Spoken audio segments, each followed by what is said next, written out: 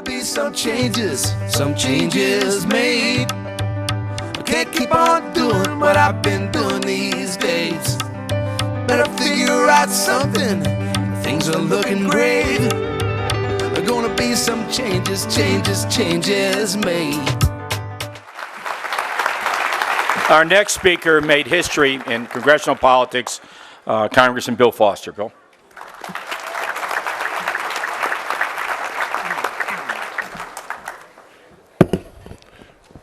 Hi, my name is Bill Foster, but actually it's not really Bill Foster. It turns out my legal name is not Bill Foster, but George William Foster. The difficulty is that if you try running for Congress as George W. anything, you're in major trouble. So I'm just Bill Foster, and I'm the newest representative of the Illinois 14th District.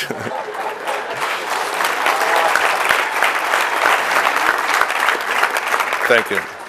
Well, I'm a scientist and a businessman, and as you can tell from my speaking style, not much of a politician.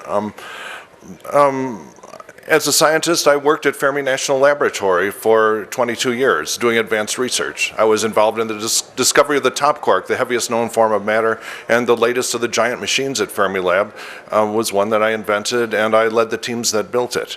So I've had a real scientific career. Actually, our campaign was endorsed by 31 Nobel Prize winners, plus Dick Durbin, plus Barack Obama. And I think that may be a record for a House campaign.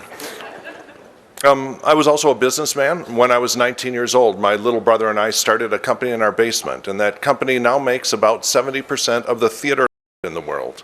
So if I'm not mistaken, I think the reason that we're not in darkness here is from the equipment from the company my little brother and I started a long time ago. But I grew up in a very strong, politically active family. My mom and dad actually met on Capitol Hill in Washington, D.C. when my mom worked for Senator Paul Douglas of Illinois. And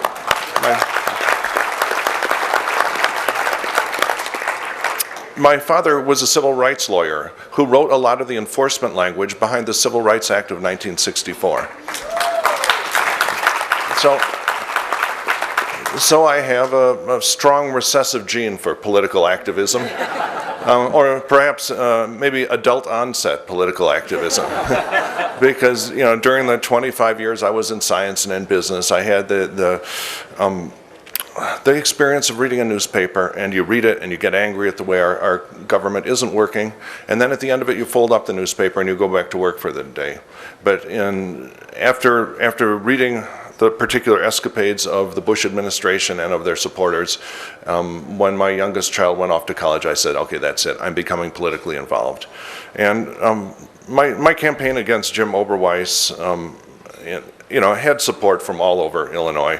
I had early endorsements that were crucial. For a long time, this was a voice in the wilderness. I was sort of that cute Democrat who was thinking that he could possibly win Dennis Hastert's seat in the U.S. Congress. But I had early endorsements from Alexi Janulius, Dan Hines, Phil Hare, Dick Durbin.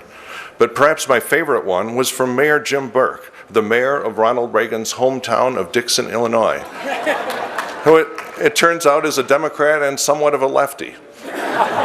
So the times there are changing. On election day, we had supporters from all over the district, all over Illinois, and all over the country. Because it turns out when you ask a good Democratic or good Labor person, how would you like to spend Saturday morning keeping Jim Oberweis out of the U.S. Congress? It's a pretty easy ask. But what I really want to talk about today is what Barack Obama brings to the business community and the science community.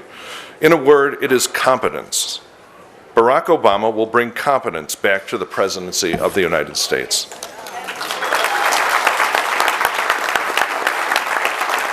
The entire United States of America is tired of incompetence in its presidency.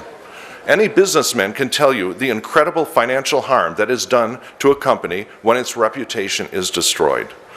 And none of you need to see the international polls to know the damage that's been caused by President Bush and his policies.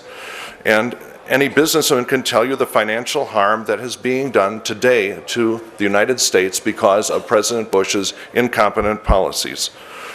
Nobody wants to do business with a business or a country that they cannot trust. And Barack Obama will bring trust back to the United States of America. Any scientist can tell you that the starting point for debate should be the scientific facts and the logical conclusions that can be drawn from them. So when we saw the Bush administration's deliberate suppression of scientific facts, we knew it was time for a change. And when scientists are asked to choose between one presidential candidate who has trouble operating a web browser and a University of Chicago professor who can talk your ear off on scientific and economic policy, then the choice is clear: Barack Obama. Thank you.